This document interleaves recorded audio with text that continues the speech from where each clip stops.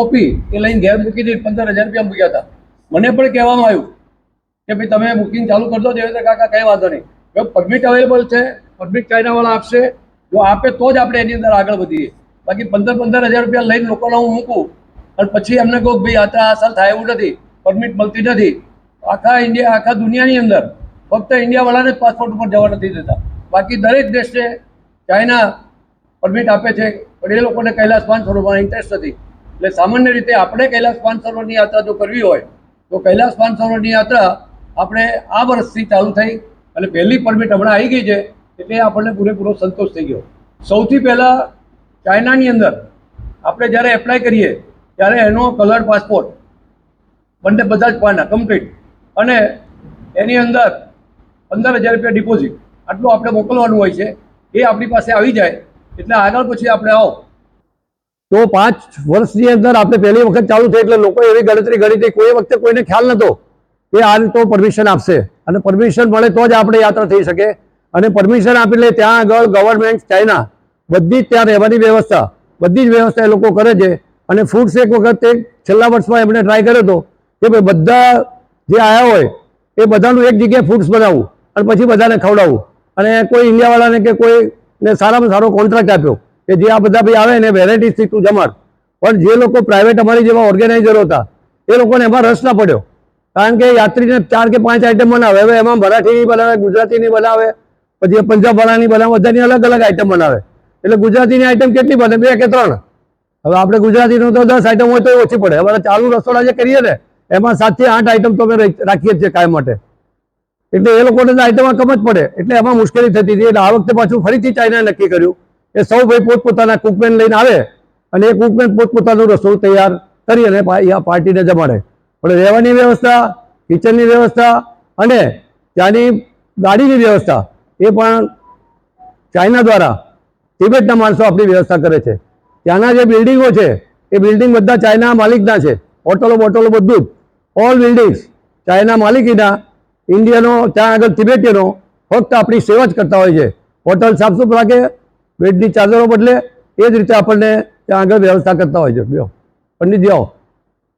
તો એ રીતે ત્યાં આગળ આપણી વ્યવસ્થા થતી હોય છે. હવે કૈલાસની યાત્રા પછી આપણે કરીએ, પણ આપણી પાસે ફરીથી ગુજરાતી આપણે જે ઇન્ડિયાની યાત્રાઓ છે એની ચર્ચા થોડી કરીએ. તો આ રીતે કર્ણાવતી ટ્રાવેલ્સમાં જે ઇન્ડિયાની યાત્રા કાઢવામાં આવે એમાં જમવામાં કોઈ તકલીફ નહીં, ફરવામાં કોઈ ડેસ્ટિનેશન તમારું ઓછું ન થાય, તમારા કોઈ પણ સ્થળ ઓછા ન થાય, પણ રહેવામાં 60% છે. અમારા સાહેબના અનુભવ છે. હાથ આંગળી કરો સાચું છે ખોટું. જે લોકો આવ્યા છે એમને બધાને ખબર છે, કારણ કે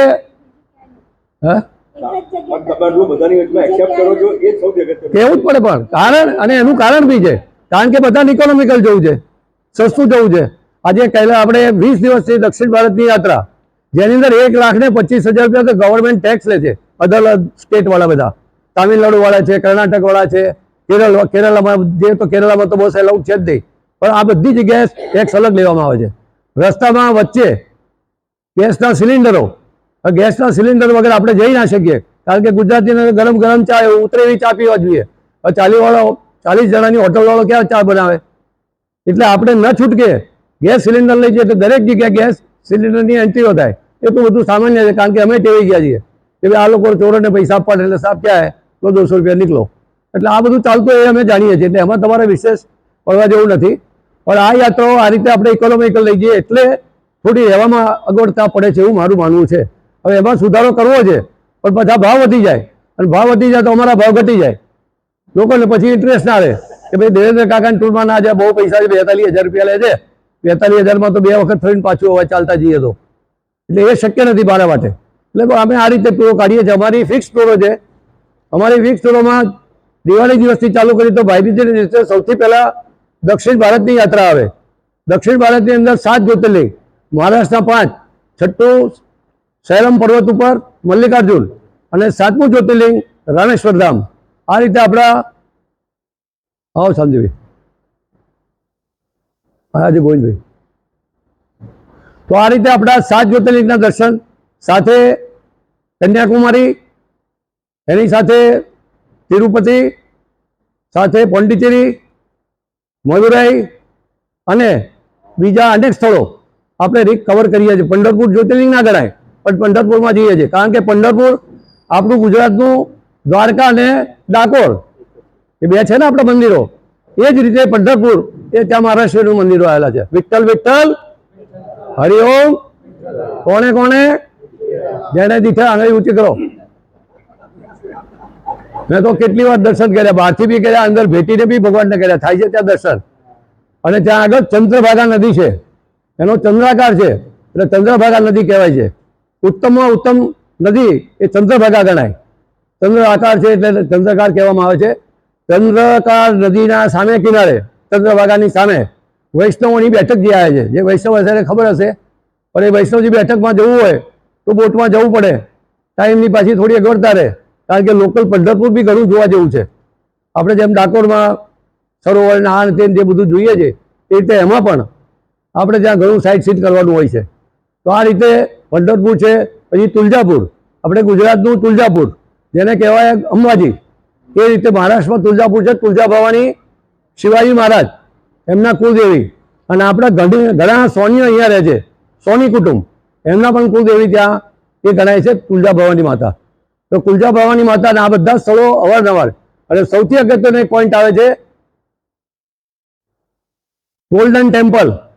7 પહાડો તમને દેખાય, અને મંદિરમાં જવા માટે તમારે પાથ ઉપર ચાલવાનું, એમાં યુરિનલ, બાથરૂમ, પછી તમારે ચા નાસ્તાની સગવડતા, બેસવા માટે બાકડાની સગવડતા, ફરતા ફરતા ફરતા કે 1.5-2 કિલોમીટર તમે ફરો ત્યારે ત્યાં મંદિર આવે.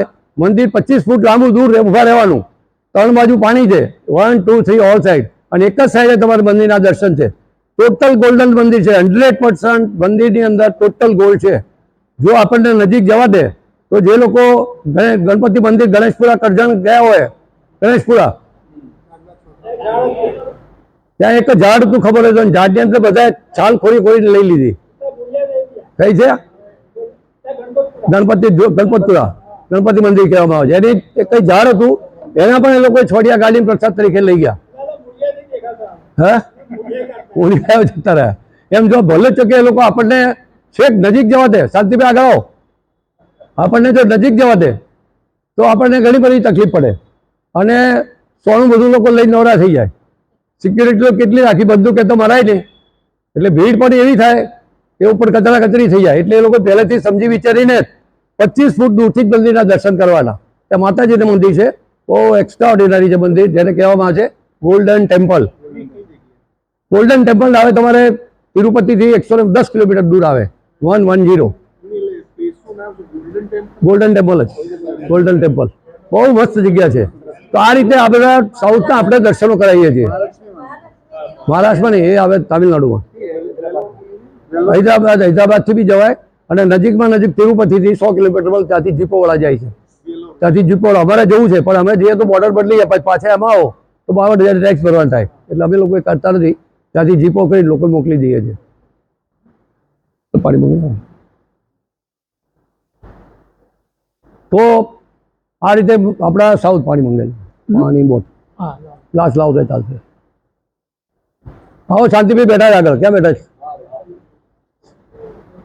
તો આ રીતે આ સાઉથની ટૂરોના બધા સભ્યો, અમે લોકો સાઉથની ટૂરમાં અમારા બધું પ્રજાપતિ ગ્રુપ છે, મારવાડી ગ્રુપ, આ બધા લોકો અમારી સાથે સાઉથ પર બધે આવેલા છે. ત્યાર પછી 28મી December fix programme, Calcutta, Gangasagar, Nepal, Jagannathpuri fix programme, 20 થી 22 દિવસનો પ્રોગ્રામ.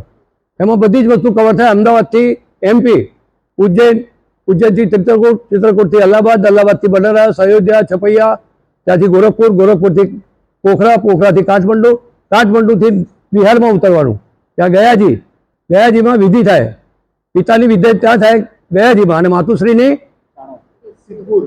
સિદ્ધપુરમાં સરાવે. આ 2 જગ્યાએ સરાવણાના કામ થાય. માતાજીની જે વિધિ છે સિદ્ધપુરમાં થાય, પિતાજીના વિધિ થાય છે એ આ ગયાજીની અંદર. ગયાજીની અંદર એક જ નદી, કુંવારી નદી છે, જે સાગરને મળતી નથી. સાગરને જે મળે એ નદી સાગર જોડે લગ્ન થયેલા ગણાય છે. આપણે 2 નદી એવી છે કે સાગરની જોડે લગ્ન કાયદેસર કરીને જાય છે. એક આપણે ગંગા સાગર, હરયાત્રા 12 વાર, ગંગા સાગર 1 વાર, કારણ કે ગંગાજી નદીનું ત્યાં આગળ વેદી બનેલી છે, લગ્ન વેદી, અને ત્યાં આગળ ગંગાજીના લગ્ન થાય છે, અને પછી સાગરને મળે છે. સાગર એને લેવા જાય છે સામે, આપણે જાન જોડીએ છીએ ને, અને જાન જોડીને કન્યાને ત્યાં જઈએ છીએ, અને કન્યા લઈને આવીએ છીએ. એ રીતે સાગર ગંગાજીની સામે જાય છે, ત્યાં એની લગ્નની વેદી છે અને ત્યાં આગળ એમના લગ્ન થતા હોય છે. તો આ જ રીતે બીજી એક નદી બી છે, કોઈને યાદ આવે તો કહો. મહીસાગર. મારા મહીસાગરને આરે ઢોલ વાગે છે. તો આ યાત્રામાં 2 સાગરને જોડતી નદીઓ છે, એ તમને ખ્યાલ હશે. મહીસાગરની નદી સેવાલિયા, ત્યાર પછી આગળ એક બીજું ત્યાં બધા પથ્થર છે, એકદમ માતાજી રિસાયેલા છે સેવાલિયા એ બાજુ, અને ત્યાં બધા પથ્થર જ છે. આખો જે નદીનો પર્વત છે, નદીનો જે વેણ છે એની આજુબાજુમાં પથ્થર છે. અને ત્યાર પછી આગળ જ્યાં આગળ એમની લગ્નવેદી બનેલી છે, અને લગ્નવેદીથી બિલકુલ સોફ્ટ નદી છે, અને ત્યાં એને સાગર લેવા આવે છે. આજે પણ ત્યાં આગળ લગ્નવેદી છે, ત્યાં પણ માતાજીના ઘણા લોકો છેડાછેડી થોડી વાર માટે જતા હોય છે. આવો ભાઈ, ધૈર્યભાઈ આવી ગયા છે બોમ્બેથી આપણા બધાના માનસરોવર અને કૈલાસની યાત્રાના પ્રોગ્રામ માટે. પેલી ખુરશી લઈ લો. તો આ રીતે 2-3 પ્રોગ્રામો છે. હજી થોડો ટાઈમ આપણે રાહ જોઈએ છીએ, 10-15 મિનિટ, કારણ કે હજી યાત્રિકોની આવક ચાલુ છે. વરસાદનું એક ઝાપટું પડી ગયું એટલે ઘેરથી નીકળતા ઝાપટું પડ્યા પછી આ બધા નીકળ્યા છે. હમણાં પૂછી લઈએ, ઝાપટું પડ્યા પછી નીકળ્યા પહેલા થોડા આવે છે, એટલે 5-10 મિનિટ હજી રાહ જોઈએ. અને બધાને કોઈને જમવાનું ઘેર રાખવાનું નથી. અહીંયા ફરાળની વ્યવસ્થા કરી છે. આજે 11 છે એટલે અહીંયા આગળ આપણે પૂરી ફરાળની વ્યવસ્થા કરી છે. એટલે કોઈને કે ભાઈ અમારે જમવાનું બાકી છે, ઘેર બનાવવાનું છે, તો કંઈ બનાવવાનું નથી. અહીંયા ફરાળ તૈયાર છે, એટલે કોઈ જાતની ચિંતા ના કરતા હો. થોડી 10 મિનિટ રાહ જોઈએ, થોડા ભરાઈ જાય પછી આપણે ચાલુ કરીએ. તો આ રીતે કલકત્તા ગંગાસાગરની ટૂર થાય છે ડિસેમ્બરમાં. ત્યાર પછી મે મહિનો આવે. મે મહિનાની અંદર 4 ધામ. 4 ધામ એટલે યમનોત્રી, બદ્રીનાથ, કેદારનાથ, બદ્રીનાથ. આ 4 ધામની યાત્રા મે મહિનામાં હોય. મે મહિના એટલે યાદ રાખવાનું, આપણે ત્રીજ આવે, ત્રીજ અખાત્રીજ. એ અખાત્રીજથી એના દ્વાર ખુલે છે, એ બધાને ખ્યાલ હશે. ઇન્ડિયાનું તો ખ્યાલ હોય જ ને. અખાત્રીજે દ્વાર ખુલે. સૌથી પહેલાં યમનોત્રી, ગંગોત્રીના દ્વાર ખુલે, અને ત્યાર પછી કૈલાસ આપણે આના કેદારનાથ અને બદ્રીનાથના દ્વાર ખુલે. તો મે મહિનામાં આપણે બદ્રીનાથનો પ્રોગ્રામ હોય, 4 ધામનો પ્રોગ્રામ હોય. એ પતી જાય પછી 7મો મહિનો આવે, શ્રાવણ મહિનો. અને શ્રાવણ મહિનાની અંદર અમરનાથ યાત્રા.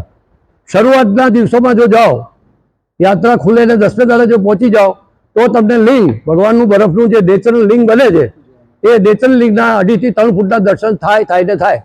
અને જો પછી તમે 10 દાડા પછી જાઓ, 15 દાડા પછી, તો ત્યાં આગળ લિંગ ના હોય, ખાલી પાટ પડી હોય. ત્યાં આગળ બરફની પાટ જ હોય, કારણ કે દરેક માણસો યાત્રા કરવા જાય એટલે એનો શ્વાસ સામે જાય, બરફના લિંગ ઉપર પહોંચે. અને બરફના લિંગ ઉપર પહોંચે એટલે લિંગ કેવું થઈ જાય? નાનું થઈ જાય. અને આ લોકો બધા દોડાદોડી કરે છે. શા માટે? એક આખી ગુફા છે, આ ટાઈપની ગુફા છે. દરેક જગ્યાએ પાણીના ટીપા પડે છે, પણ જ્યાં આગળ ભગવાનને બનવું છે, જ્યાં આગળ ભગવાન બને છે, ત્યાં જ એનું બરફમાંથી ઊંચા ભગવાન થતા જાય છે. આ એક એની અલૌકિક વસ્તુ છે. એના માટે તમે બધા અદ્વિતીય પ્રોગ્રામ છે, એના માટે આપણે જઈએ છીએ. ખાસ એ ધર્મનું ત્યાં આગળ શું છે, બીજું ત્યાં કશું જ નથી. પહેલા રસ્તો 8.5 ફૂટનો હતો, ગધાડા માણસો બધા ભેગા જ દોડતા હતા. એટલે ગમે ત્યારે ગધાડું કૂદવો પડે, મચ્છર ત્યાં પગ મૂકે ઉડે એટલે ગધાડું ઝબકે એટલે સીધો ખીણમાં. અને પછી માણસ જે પોઝિશનમાં પડે એ પોઝિશનમાં 6 મહિના, 12 મહિના, 2 વર્ષ પડ્યો રહે, કારણ કે બરફમાં એવડે જ લાગે. પછી માટલા આવે ને થાય જ વસ્તુ અલગ છે. પણ હવે એ બધા રસ્તા 7.5 ફૂટના થઈ ગયા, 7 ફૂટના થઈ ગયા. અત્યારે એમ્બ્યુલન્સ ઉપર જતી થઈ ગઈ, પણ પબ્લિકને જવા નથી દેતા. કારણ જો પબ્લિકને જવાનું ચાલુ કરી દે, રિક્ષાઓ ચાલુ કરી દે, તો એ યાત્રાનું મહાત્મ ઘટી જાય અને માણસ ઓવરક્રાઉડ થઈ જાય. એટલે 3 દાડામાં જ લીક નીચે બેસી જાય. એટલે અત્યારે એ વ્યવસ્થા પબ્લિક માટે નથી, ફક્ત ઇમરજન્સી કેસમાં એ પબ્લિકની વ્યવસ્થા છે. હવે હેલિકોપ્ટરો આ વખતે 6 પડ્યા. તમને લોકોને ખ્યાલ હશે, અમે તો બરાબર ગણીએ, કારણ કે અમારે તો હેલિકોપ્ટરમાં ના જાય એ જ અમને રસ હોય. એટલે અમે તો ખાસ કે 6 પડ્યા, 5 હેલિકોપ્ટર પડ્યા, જે 6ઠું વધારી દે અમારું. આ રીતે 6 હેલિકોપ્ટર પડ્યા. એટલે લગભગ હું માનું છું ત્યાં સુધી આ વખતે હેલિકોપ્ટરની યાત્રા હવે બંધ થઈ ગઈ છે. કેદારનાથમાં જે સપ્ટેમ્બરમાં જવાના લોકો, ઓગસ્ટ સપ્ટેમ્બરમાં, એ ઓગસ્ટ સપ્ટેમ્બરની અંદર એ કેદારનાથની અંદર એ વ્યવસ્થા આપણને મળશે નહીં. કેદારનાથની અંદર તો આ 4 ધામની યાત્રા પછી અમરનાથ યાત્રા, અને અમરનાથ યાત્રા પૂરી થઈ જાય પછી શ્રાવણનો મહિનો. એટલે શ્રાવણના મહિનામાં મહાદેવ ચાલુ થઈ જાય બધે. જય મહાદેવ, જય મહાદેવ. સ્વામિનારાયણ બી જય મહાદેવ, બહેનો બી જય મહાદેવ. એ મહાદેવની પૂજા કરે અને અમારી જોડે મહાદેવના મંદિરના દર્શન કરવા આવે. તો આ 2-3 પ્રોગ્રામ આવો કરીએ, લહેર કરીએ, મોજ કરીએ. સરકારે સ્કૂલની ટૂરો પર મૂકી દીધો પ્રતિબંધ. 2 પોલીસવાળા લઈને જવાનું જોડે. એટલે અમારી 40 સ્લીપરમાં મેં 80 જણા ભરીને જતા હતા. 40 સ્લીપરની બસમાં 75-80 જણા ભરીએ. શિક્ષકો બહેનો કે અમે 11 જણા સાહેબો આવીએ ચાલશે પણ છોકરા પર તમે 75 ક્યાં બે તો ભગવાન જાણે પણ બેસાડી દે બસ વાર પૈસા લેતા. હવે પોલીસ વાળો બેસવા દે ખરો? 40 સીટનું પાસિંગ હોય અને અમે 80 છોકરા ભરીએ અને વત્તા પેલી બહેનો 11 બહેનો તો એને લઈને હવે ના જઈ શકીએ, કારણ કે પોલીસ વાળો રિસ્ટ્રિક્શન લે, જવા ના દે. પાછા જમીન જમે એને સાચવવો પડે, ભાઈ ક્યારે જમવું છે, હું જમવું છે, હું નાસ્તો કરો, એક ધ્યાન રાખવી પડે, નહીં તો રસ્તાની ફરિયાદ કરે તો આપણે મુશ્કેલી મૂકી છે. એટલે આ વખતે હવે ટૂરો પર ધીમે ધીમે ડબો થશે, કારણ કે ઇન્સિડન્ટો ઘણા બધા બની ગયા. કોઈ વોટર પાર્કની અંદર જાય તો એની અંદર ઇન્સિડન્ટ બન્યા, પેલાની અંદર બોટમાં બધા ફરવા ગયા, બરાબર ઇન્સિડન્ટ બન્યો. એટલે એના કારણે આ બધી પરિસ્થિતિ ઊભી થઈ. તો હવે આપણે આ ઇન્ડિયાના પ્રોગ્રામોને સમાપ્તિ કરીએ. આગળના પ્રોગ્રામો પછી ભવિષ્યમાં તમને આપીશ.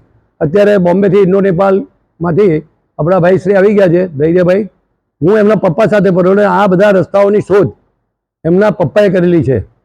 અને એમનું સૌથી પહેલું અત્યારે આજની તારીખમાં પણ જ્યારે પણ ચાઇના મિટિંગ ભરાય એટલે અમને એપ્રોચ કરે એ લોકો, અને આ લોકો એમને એપ્રોચ કરે, એટલે ડાયરેક્ટ માહિતી આપણને મળે છે. આપણી ગવર્મેન્ટ મારફત મિટિંગો થતી હોય પહેલાં પણ એમને માહિતી મળી જાય. એટલે ઘણું બધું એમણે વિકસાવ્યું છે. અને એની કૈલાસ માનસરોવરની યાત્રા માટેના એક કિંગ ગણાય. કૈલાસ માનસરોવરની યાત્રાના હેલિકોપ્ટરો બધાના એમના, આપણે જેમ રિક્ષાના નંબરો હોય છે ને આપણી પાસે, રિક્ષાવાળાના ટેક્સીવાળાના, ઓલે કે ઓબા શું કહેવાય ને, હા એ ઓલા બોલા ફોન કરીને ટેક્સી, એમ આ લોકોને હેલિકોપ્ટર એ રીતે આવે. આ રીતે એ લોકોની વ્યવસ્થા છે. આપણને બહુ જ આનંદ થાય છે, આપણને બહુ સરસ રીતે આપણા ગ્રુપ છે. બીજું એમને ખબર છે કે આ દેવેન્દ્રભાઈના ગ્રુપ છે, દેવેન્દ્રભાઈના માણસો છે, એટલે એમને 100% સાચવવાની જવાબદારી આવી જાય. ડાયરેક્ટ કોઈ ગયો ને કંઈ તકલીફ થઈ તો એને ધ્યાન થોડું ઓછું રહે એકાદ વ્યક્તિ માટે. પણ આજે આપણે 10-15 માણસનું આવી જવા બાજુ તો આપણે 10-15 માણસ ભેગા ગ્રુપ ગયું હોય કે 20 જણનું ગ્રુપ ગયો છે, બોલે જય મહાદેવ. આપણે મોડા ગયા હોઈએ અને વહેલા મોડા થયા હોઈએ તો પણ આપણા ઉપર પૂરેપૂરી દયા એમને હોય છે. અને એમનો સ્વભાવ પણ એવો છે, 3 જણા જાય છે અને મેનેજર 4 જણા. કૈલાસ માનસરોવરની યાત્રામાં દરેક વખતે ચાહે 25નું ગ્રુપ હોય, ચાહે 50નું ગ્રુપ હોય, ચાહે 100નું ગ્રુપ હોય, કારણ કે ઓલ ઓવર ઇન્ડિયામાંથી ગ્રુપ આવે. એટલે એમના મધર, એમના ફાધર જયસિંહભાઈ, રક્ષાબેન જયસિંહભાઈ, આ ભાઈ ધૈર્યભાઈ પોતે, અને એમનો એક સિનિયર વર્ષોથી એક છોકરાની માફક પાડેલો મેનેજર, એ પણ આ ટૂરની અંદર જતો હોય છે. અને આ ટૂરો કોઈને એકલા છોડતા નથી. અને આપણા 15 યાત્રી હોય તો પણ આપણે આ સાથે જ હોઈએ. પણ હવે મારે 76 થયા એટલે મારો નંબર લાગે નહીં. 70 ઉપરના જે વ્યક્તિ હોય એને ખાલી મનથી યાત્રા કરી લેજો. 70 ઉપરના દરેક વ્યક્તિ, 70 ઉપરના દરેક યાત્રી મનથી યાત્રા કરી લેજો, તનથી જઈ શકાશે નહીં. આ ચાન્સ છે માનસરોવરમાં ડૂબકી મારવાનો. આમ આંખ બંધ કરી માનસરોવર કરી ડૂબકી મારી લેજો 70 ઉપરના. હવે મારે માનસરોવર જોવો તો હું ના જઈ શકું. 70 ઉપર 1/12/55 જેની બર્થડે હોય એની અગાઉની જેટલી બર્થડે વાળા હોય એ કોઈને જઈ શકાય નહીં. 1/56 વાળો જઈ શકે, 31/55 વાળો નહીં. તો આ રીતે આખી એની માહિતી જ. હવે ધૈર્યભાઈ તમને કૈલાસ માનસરોવર અંગેની બધી સૂચનાઓ, રૂટ બધું સમજાવે એ સમજી લો. ત્યાર વળી પાછો એમાં કંઈ ફેરફાર હશે તો હું તમને જણાવીશ.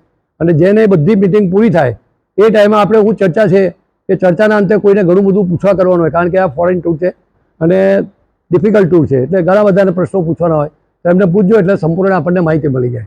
અને એ માહિતી આપણા આવનાર કોઈ મિત્રો હોય એને જણાવવાની, અને જેને પૂરેપૂરો ઇન્ટરેસ્ટ આવવામાં એ અહીંયા નામ નંબર લખાઈ દેવાનો. એટલે એની જોડે અમે અગાઉના બધા પેપર્સ કોન્ટેક્ટ જેને કહેવાય, ભાઈ આપણે એના બાના પેટે પૈસા આપ્યો તો હું લેવાનું, હું નહીં લેવાનું, ક્યારે પેમેન્ટ કરવાનું, કઈ પ્લેનની ટિકિટ અમારે ફાઇનલ કરવાની, પરમિટ ક્યારે આવશે, બધી માહિતી અમને આપી શકાય. જેને ઇન્ટરેસ્ટેડ, જેને જવાની ઈચ્છા છે એને માહિતી આપી શકાય. એટલે આ બધી માહિતી હવે ધૈર્યભાઈ થોડી આપશે, બાકીની ઘટશે તો પાછું હું માહિતી આપીશ. આવો. ઓમ નમઃ શિવાય. તો આપણી કૈલાશ માનસરોવરની યાત્રા બાય રોડ 16 ઓગસ્ટના અહીંયાથી અમદાવાદથી સ્ટાર્ટ થવાની છે. અમદાવાદથી આપણે અહીંયાથી બાય ફ્લાઇટ કાઠમંડુ ફ્લાય કરશું. કાઠમંડુમાં આપણે એક નાઇટ સ્ટે કરશું. એના પછી આપણે બીજા દિવસે કાઠમંડુની લોકલ સાઇટસીઇંગ કરવામાં આવશે. એમાં તમારી સાઇટસીઇંગમાં પશુપતિનાથ, ગોએશ્વરી મંદિર, સ્વયંભૂનાથ મંદિર અને બુદ્ધા નીલકંઠા, આ બધી મંદિરોના દર્શન થશે. નેક્સ્ટ ડે મોર્નિંગ તમે સ્ટાર્ટ કરો બાય બસ. રસ્તો થોડુંક ખરાબ છે, 6 to 7 અવર્સનો જર્ની છે. તો 6 to 7 અવર્સ તમે બધા બસમાં જશો અને રસ્તામાં 2 જગ્યાએ તમે હોલ્ટ લેશો for lunch and for tea and snacks. એના પછી તમે બોર્ડર ઉપર જઈ અને ત્યાં રોકાણ કરશો. બોર્ડર ઉપર તમારે સ્ટે હશે, double sharing, triple sharing, Quad sharing, બધે ટાઈપના. એટલે જેને ફેમિલીમાં 2 જણા હશે એને 2નો રૂમ, 3 જણા હશે 3નો રૂમ, બધું આપવામાં આવશે. બધું તમારે બીજા દિવસે મોર્નિંગમાં તમે ઉઠી અને સીધો બોર્ડર પાર કરશો, તમે ચાઇના એન્ટર થઈ જશો. જ્યારે તમે ચાઇના એન્ટર થશો ત્યારેથી અમારું કિચન, એટલે કે અમારું જે બધું રસોડું હશે, અમારા બધા શેરપા સ્ટાફ હશે, એ બધા તમારી બધી જગ્યાએ ધ્યાન રાખશે. તમારી પહેલી નાઇટ તમારી સ્ટે આવશે સીધું કિરોંગમાં. કિરોંગમાં તમારી ડબલ ઓક્યુપન્સી સ્ટે હોય છે, એટેચ બાથરૂમ, એટેચ ટોયલેટ અને હોટ વોટર ફેસિલિટી, એવરીથિંગ હોટલમાં હશે. એના પછી તમે થોડુંક હજી હાઈ એલ્ટિટ્યુડ જઈને તમે સાગા પહોંચશો. Saga is around 12,500 feet above sea level. એટલે તમને ત્યાં 2 નાઇટ સ્ટે કરવામાં આવશે. 2 night stay just for acclimatisation. તો તમારું જ્યારે તમે હાઈ એલ્ટિટ્યુડ પર જાઓ, કે તમે અહીંયા અમદાવાદથી આટલી ઊંચાઈ પર જશો, તો ત્યારે તમને જે ઊંચાઈ પર કોઈકને શ્વાસ લેવામાં તકલીફ થાય, કોઈકને ખાવા પીવાનું ન ભાવે, કોઈકને માથું ચડે, કોઈકને તાવ આવે, કંઈક બી થાય, તો એટલા માટે 2 દિવસ અમે ત્યાં સ્ટે કરાવીએ. ત્યાં સ્ટે કરવામાં તમને આજુબાજુ ગામમાં ફરવાનું, આજુબાજુ નાની શોપ્સ છે, થોડીક દુકાનો, તમે કહો કે કંઈક શોપિંગ કરવી હોય કે કંઈક, તો તમે ફરી શકો છો. એ આવી ગયો તમે સાગામાં. સાગાથી પછી તમે બસમાં બેસી અને 8 કલાકની જર્ની કરશો માનસરોવર. માનસરોવર પર તમે જ્યારે પહોંચશો તો ત્યારે તમારે બધાથી પહેલાં માનસરોવરના દર્શન થશે સામે જ, અને સામે બાજુ તમને કૈલાશ પર્વત દેખાશે. ત્યારથી તમારી માનસરોવરની પરિક્રમા શરૂ થશે. તો માનસરોવર લેકની એમ તમે આજુબાજુથી એમ ફરીને બાય બસ તમે માનસરોવરની પરિક્રમા કરશો. આખી પરિક્રમા કરવામાં તમને 3 કલાક લાગે છે, 3 hours. 3 hours અને લગભગથી લગભગ 120 કિલોમીટર. તો તમે આખી પરિક્રમા ત્યારે નહીં કરો, તમે અહીંયાથી સ્ટાર્ટ કરશો અને આખું ફરીને આ બાજુ તમારું સ્ટે થશે. સ્ટે સુધીના એરિયા ઉપર તમે પરિક્રમા પૂરી કરશો અને ત્યારે 1 રાત ત્યાં રોકાણ કરશો. ત્યાં તમારે હશે guest houses. Guest houses 4 sharing, 5 sharing, 6 sharing, 8 sharing સુધીના બધા બેડ્સ હોય છે. એટેચ બાથ નથી હોતા, એટેચ ટોયલેટ નથી હોતા, બેઝિક ટોયલેટ હોય છે, બાથરૂમ છે જ નહીં.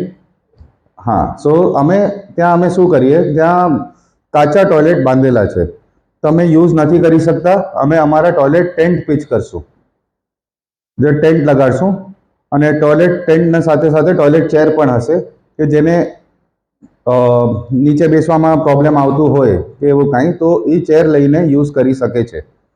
એ અમે જેટલા દિવસ આપણે માનસરોવરમાં રહીએ, દરરોજ અમે ટેન્ટ લઈને શિફ્ટ કરીએ એક જગ્યાથી બીજી જગ્યાએ, બિકોઝ સ્મેલ ના આવે. તો આવી રીતે અમે માનસરોવર પર સ્ટે કરશું. નેક્સ્ટ ડે મોર્નિંગ માનસરોવરથી 1 જ કલાક દૂર દાર્ચેન, જેને કૈલાશનો બેઝ કેમ્પ કહેવાય છે, એ જ્યાં કૈલાશ પર્વતની પરિક્રમા સ્ટાર્ટ કરવા માટે જે નીચે રોકાણ થાય છે, 1 રાત અમે ત્યાં રોકાશું. ત્યાં રોકાણ કરવા ટાઈમે જે બી યાત્રીઓને અષ્ટપદ દર્શન કરવાની ઈચ્છા હોય, એ ગાઈડ સાથે ત્યાં જોડાઈને અષ્ટપદનો દર્શન કરી શકે છે. અષ્ટપદના દર્શન કર્યા પછી પાછો દાર્ચેનમાં આવીને હોટલમાં સ્ટે કરી શકે છે. દાર્ચેનની જે હોટલ છે એમાં ડબલ શેરિંગ અને ટ્રિપલ શેરિંગ અકોમોડેશન આપવામાં આવે છે. તો જેને જેવી રીતનું અકોમોડેશન જોઈએ છે એ ત્યાં લઈ શકે છે. એના પછી આપણે નેક્સ્ટ ડે મોર્નિંગ આખો ગ્રુપ ભેગો થઈ અને યમદ્વાર જશું, યમદ્વાર પર દર્શન કરવા. યમદ્વાર પર હવે જેને પરિક્રમા જવું છે, 60+ ને પરિક્રમા કરવાની પરમિશન નહીં મળે. જે બી 60 થી ઉપર હશે, પણ 60 થી જે બિલો હશે, જેને પરિક્રમા કરવી હોય, એ યમદ્વારથી પરિક્રમા સ્ટાર્ટ કરશે. અને જે પરિક્રમા નથી કરતો એ પાછો દાર્ચેનમાં આવીને રોકાણ કરશે. 2 નાઇટ દાર્ચેનમાં રોકાશે અને જે પરિક્રમા જશે એ 2 નાઇટ ઓન રૂટ રોકાશે. તો જ્યારે ઓન રૂટ જશે તો પહેલા દિવસે પરિક્રમામાં 10 થી 11 કિલોમીટર તમારું થશે. વોકિંગ થશે, અધરવાઇઝ ઘોડા ઉપર તમે કરી શકો છો. ડોલીનો ઓપ્શન નથી ત્યાં, વોકિંગ ઓર હોર્સ. હોર્સ અને પોર્ટર લાસ્ટ યર એમનો ચાર્જ હતું 3200 યોન. 3200 યોન એટલે લગભગ આપણા ઇન્ડિયન રૂપીસમાં થઈ ગયા કાંઈક 37-38,000 રૂપીસ. તમે વન ડે યુઝ કરો કે તમે 3 ડેઝ માટે યુઝ કરો, ઘોડાનું કોસ્ટ આટલું જ લેશે ઘોડાવાળા. જ્યારે તમે પરિક્રમા સ્ટાર્ટ કરો પહેલા દિવસ 10 થી 11 કિલોમીટર વધારે ટફ નથી, મોડરેટ ટ્રેક છે, બહુ સિમ્પલ છે. તમે જતા જતા તમને થોડુંક ક્યારેક વરસાદ મળે, ક્યારેક વેધર ખરાબ થાય, ક્યારેક કંઈ થાય તો તમારે પોતાને જોવાનું હોય, તમને રેનકોટ પહેરવાનું હોય, તમને જેકેટ આપવામાં આવશે અમારી તરફથી, બેગ્સ તમારી, લગેજ તમારું જે તમારી જોડે હશે એ બી તમને રેનકોટના અંદર પ્રોટેક્ટ કરવાનું હશે. પહેલા દિવસનો આપણું રોકાણ હશે એ હશે guest house, again like Mansarovar same. 4 જણા, 5 જણા, 6 જણા એવી રીતના રૂમ હોય છે.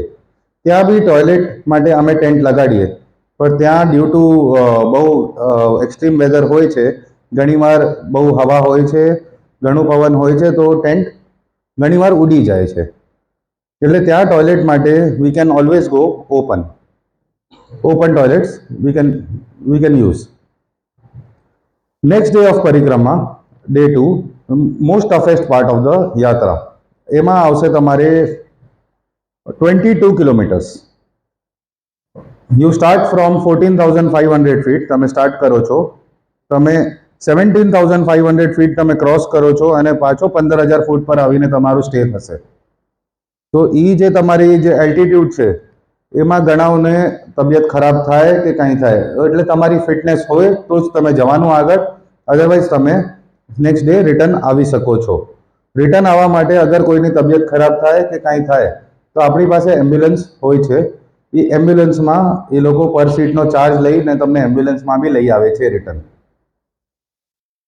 પછી ત્રીજા દિવસની પરિક્રમા તમારી જ્યારે શરૂ થશે તો તમે ત્રીજા દિવસે ખાલી તમને 7 to 8 કિલોમીટર્સ તમને નીચે જવાનું છે. નીચે આવીને આખો ગ્રુપ દાર્ચેનમાં પાછો ભેગું થશે. દાર્ચેનમાં જ્યારે પાછું ભેગું થાય બધા લોકો બસમાં બેસી અને સીધો સાગા તરફ નીકળશે. સાગર પર એક રાત સ્ટે કરશે, again hotel, double sharing accommodation with attach bath and attach washroom.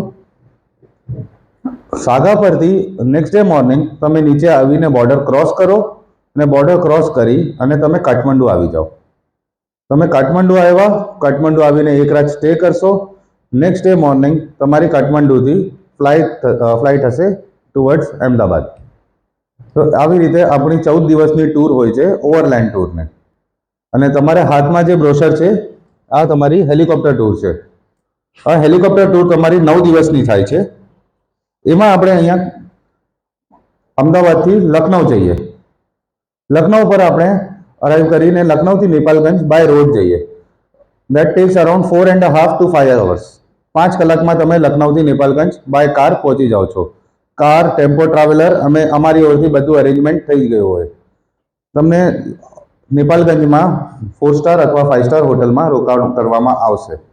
Next day morning, early morning તમે નેપાલગંજથી સમજો ને 5 વાગે તમને ફ્લાઇટ માટે એરપોર્ટ ઉપર પહોંચી જવાનું હોય છે.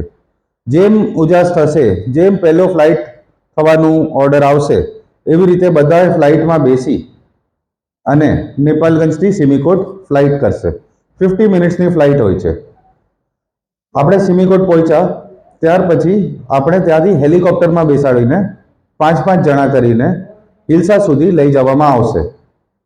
હિલ્સા પર એક નાની બોર્ડર છે, એ બોર્ડર આપણે ચાલતા ક્રોસ કરવાની હોય છે.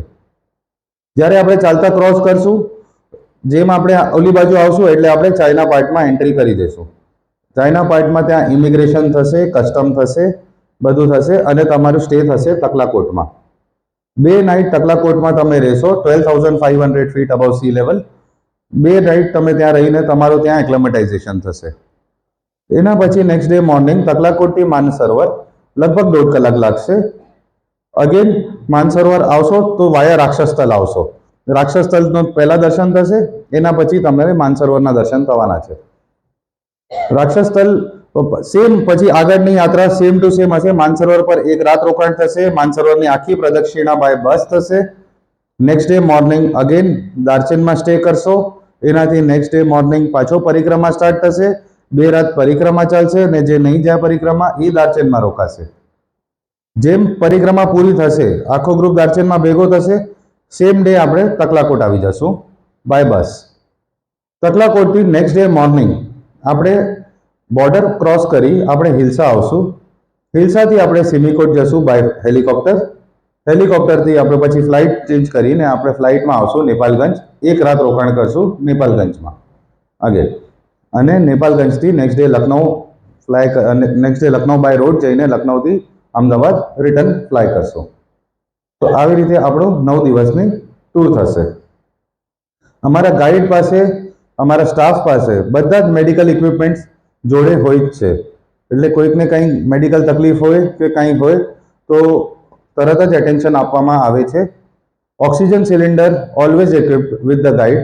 બધે બસીસમાં, બધે હોટલ્સમાં, બધી જગ્યાએ ઓક્સિજન સિલિન્ડર્સ હોય છે. એટલે કોઈને કોઈ જાતની તકલીફ આવવાની નથી. અગર ઇન કેસ કોઈની તબિયત વધારે ખરાબ થાય તો અમે એમને હોસ્પિટલમાં એડમિટ કરાવીએ, એના પછી અમે એમને ડિસેન્ડ કરીએ એલ્ટિટ્યૂડથી. આવી રીતે આપણી આ જાત્રા પૂરી થાય. હા, આ ટૂર કોસ્ટ આવે છે આપણી ઓવરલેન્ડ ટૂરમાં 84,000 રૂપીસ અને 1590 USD. 1590 USD પાર્ટ તમને યુએસડીમાં જ આપવાનું છે. જે ડોલરમાં તમારું ચેન્જીસ, તમારે ડોલરનો ભાવ આવશે જ્યારે તમે બુકિંગ કરશો એના હિસાબે તમને ડોલર લેવા પડશે. અને જે હેલિકોપ્ટર ટૂર છે એની કોસ્ટ છે 1,41,000 પ્લસ $1,400. અને ઓવરલેન્ડ હેલિકોપ્ટરમાં કોસ્ટ આવે છે 1,41,000 પ્લસ 1,400 USD. એટલે આપણે એમ હમણાં અત્યારે જે ડોલરનો ભાવ છે એના હિસાબે આપણે જોડવા જઈએ તો લગભગ 2,25,000 જેવું કોસ્ટ આવી જાય છે ઓવરલેન્ડ ટૂરનો. અને હેલિકોપ્ટર ટૂરનો કોસ્ટ લગભગ 2,65,000 સુધી જાય છે. એના સિવાય તમને બીજું ખર્ચું છે તો ઓનલી ઘોડાનો ખર્ચું છે. બાકી તમે ઓવરલેન્ડ ટૂરમાં જોડાવો તો કાઠમંડુ એરપોર્ટથી તમે અરાઈવ કરો ત્યારથી કરીને કાઠમંડુ એરપોર્ટ સુધીનું બધું જ તમારું સ્ટે, ખાવાનું, પીવાનું, તમારું રહેવાનું, તમારું each and every expense is covered by us. આજે તમે રેટ આપે Kathmandu to Kathmandu, Kathmandu to Kathmandu by road. हाँ. લખનઉ ટુ લખનઉ બાય હેલિકોપ્ટરનો કોસ્ટ આવે છે 1,41,000 પ્લસ $1,400. ટોટલ કેટલી મેં એપ્રોક્સિમેટ આ લોકોને આપી દઉં 2,37,000. Yes. 15,000 એડ કરી દો એ તો 2,22 થઈ ગયા ને, 2,37,000. 2,22 જેવા ઓવરલેન્ડમાં થાય. એના ઉપર પછી ફ્લાઇટ ટિકિટ લાગે. હા, ફ્લાઇટની ટિકિટ જે બી લાગશે અહીંયાથી કાઠમંડુની એ તમારી એના ઉપર એડ થઈ જાય. એના સિવાય તમારે એમાં પણ 15,000 બાદ થઈ જાય. એટલે તમે બાય રોડ અગર જાઓ તો તમને કાઠમંડુની ટિકિટ લેવાની છે, અને તમે બાય હેલિકોપ્ટર અગર તમે જવા માંગતા હો તો તમને લખનઉની ફ્લાઇટ ટિકિટ લેવાની છે. ઘોડાના હતા સર 3,200 યોન હતા લાસ્ટ યર. આ વર્ષે અગર વધે તો અત્યારે હવે 27 તારીખ પછી પહેલા ગ્રુપ જવાના છે ત્યારે તમને ફાઇનલ કોસ્ટ જે આવવાની છે એ અમે જણાવશું. હજી સુધી કોઈ બી ઇન્ડિયન ગ્રુપ, હજી સુધી કોઈ બી ઇન્ડિયન પેસેન્જર ગયા નથી આ રૂટ ઉપર. રૂપિયામાં તમે જોવા જઈએ તો અત્યારે 1 યોનનો ભાવ છે લગભગ 11.5 થી 12 રૂપિયા. યોન તમને લેવા હોય તો યોન તમે અહીંયા ઇન્ડિયામાંથી બી લઈ શકો છો તમારા ફોરેક્સ વાળા પાસેથી, અથવા તમને નેપાલમાંથી બી યોન લઈ શકાય છે. કે યોન લો અથવા તમે ડોલર લો. ચાઇના પાર્ટમાં તમને ડોલર કામ નહીં આવે, યોન જ લેવા સારા છે. નેપાલ પાર્ટમાં તમને આપણા ઇન્ડિયન રૂપીસ બી ચાલશે, અને યોન બી ચાલશે, અને ડોલર બી ચાલશે. નેપાલ પાર્ટમાં તમારે કાંઈ બદલાવાની જરૂર નથી. ઇન્ડિયન રૂપીસમાં તમે અગર લઈ જતા હો પૈસા તો તમે ખાલી એટલો કરજો કે 200 અને 500ની નોટો નહીં લઈ જતા, 100 રૂપીસની નોટ ચાલશે. અહીંયાની પ્રોસિજર કઈ રીતે છે? ફોર્મ ભરવાનું? ત્યારે તમને એક ફોર્મ આપશે કાકા, આવી રીતનું એક ફોર્મ હોય. એ આવો ફોર્મ તમને ફિલ કરીને કાકાને આપવાનું હશે આવી રીતે. અને તમારો પાસપોર્ટની સ્કેન કોપી, અથવા તમે ઓરિજિનલ પાસપોર્ટ લઈ આવ્યા હો તો કાકા સ્કેન પોતે કરી અને અમારી પાસે મોકલાવી દેશે. તો સ્કેન થઈને તમારો પાસપોર્ટ માટે, તમારી પરમિટ માટે જશે.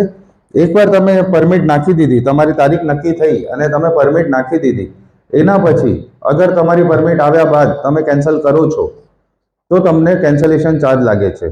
એ cancellation charge is anywhere between 150 USD to 350 USD. એટલે કેટલો બી લાગી શકે, કેટલી ગ્રુપ સાઇઝ છે એના ઉપર કેલ્ક્યુલેટ થાય, કેટલા જણા એક જોડે પરમિટમાં આવ્યા હતા અને કેટલા જણા કેન્સલ થયા છે એના હિસાબે એ લોકો કેન્સલેશન ચાર્જ લગાડશે વિઝા માટે. જ્યારે વિઝા માટે કેન્સલેશન ચાર્જ લગાડીને આવશે તમને જાણ કરવામાં આવશે કે આટલું આટલું કેન્સલેશન ચાર્જ લાગ્યું છે, એના હિસાબે તમને પેમેન્ટ કરવાનું આવશે. પણ કેન્સલ કરવા પહેલાં તમે પોતે પોતાના માઇન્ડથી રેડી થઈ જાઓ અને યાત્રા કરવા માટે અગર તૈયાર હો તો જ તમે ફોર્મ ભરજો. ક્યારે ઘીની નદીઓ વહેતા જોઈ છે ખરા? હા, અમે એ જ ઘીની વાત કરી રહ્યા છીએ કે જે તમે ખાવામાં ઉપયોગ કરો છો. ગુજરાતમાં એક ગામ એવું છે કે જ્યાં ઘીની નદીઓ વહે છે, સાથે સાથે સ્વિમિંગ પુલ પણ ઘીનો બનાવવામાં આવે છે. અહીં કોઈ વાત મજાકની નથી, પરંતુ શ્રદ્ધાની વાત છે. કહેવાય છે કે ગાંધીનગર પાસે રૂપાલ નામનું એક ગામ આવેલું છે. આ ગામમાં વરદાઈ માતાનું મંદિર છે. પાંડવોના સમયથી જ અહીં એક પલ્લીની રચના કરવામાં આવે છે કે જે પલ્લીની અંદર લોકો ઘી ચડાવીને પોતાની માનતા પૂરી કરતા હોય છે.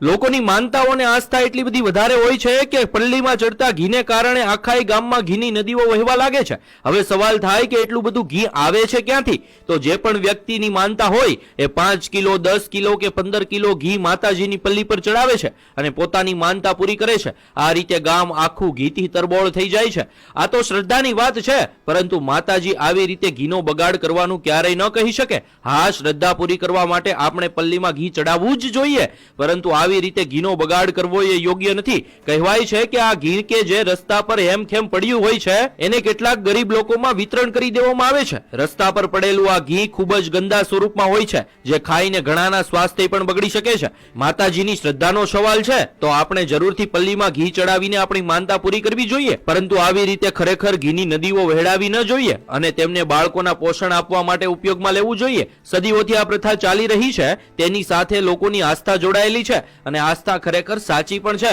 પણ ભગવાન જ કહીને ગયા છે અને આપણા શાસ્ત્રોમાં પણ લખ્યું છે કે અન્નનો બગાડ ક્યારેય કરવો ના જોઈએ. એ ખરેખર ભગવાન જ છે. અહીં ઘીનો બગાડ આપણે ચોખ્ખો જોઈ શકીએ છીએ, તો ખરેખર આ બાબતથી આપણે થોડુંક જાગૃત થવું જોઈએ. ગુજરાતમાં આજે પણ 10%થી પણ વધારે લોકો કુપોષિત છે અને કુપોષિત બાળકોનો જન્મ પણ થયા રાખે છે. માતાને ચડાવવામાં આવતા ઘીથી ઘણા બાળકોને પોષણ મળી શકે એમ છે, તો આવા ઘીનો ઉપયોગ ગુજરાતમાં કુપોષિત બાળકોને પોષણ આપવા માટે કરવો જોઈએ. આ બાબતે તમારું શું માનવું છે? કોમેન્ટમાં જરૂર જણાવજો.